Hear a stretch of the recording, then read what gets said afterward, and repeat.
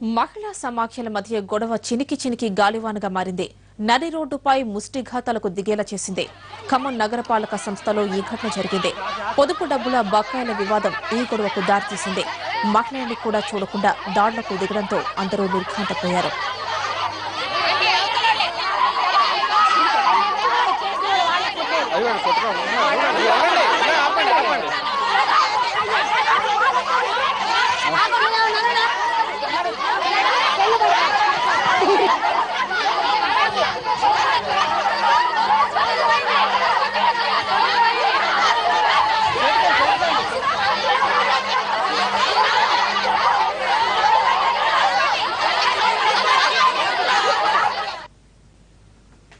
Khammam BK Bazar కు చెందిన మహిళా సమాఖ్యలో రిసోర్స్ పర్సన్స్ ద్వారా ప్రతి నెలా తమ డబ్బులను బ్యాంకులో జమ చేసేవారు.